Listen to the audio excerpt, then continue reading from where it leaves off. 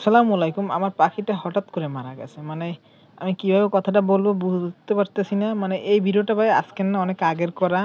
বেশ কয়দিন আগেই মারা গেছে। মানে আমি যখন ঈদের ছুটিতে বাড়ি গেছি তখন মারা গেছে। দেখছেন ভাই কত ছোটবেলায় আনছিলাম। আপনারা অনেকেই হয়তোবা দেখছেন, সবাই দেখছেন। এটা নিয়ে আমার ভিডিও আছে চ্যানেলে, ফেসবুকেও ভিডিও আছে।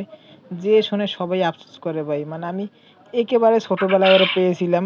তখন ওর ঠিকমতো পশমও গজায়নি। সাদা, সাদা পশম ছিল। মানে পশম গজায়নি ঠিকমতো। তখন থেকে এনে আমি হাতে, হাতে খাইয়ে সাথে, সাথে রেখে এত বড় করছিলাম ভাই, ছেড়ে দিলে উড়ে, উড়ে মাথায় চলে আসতো।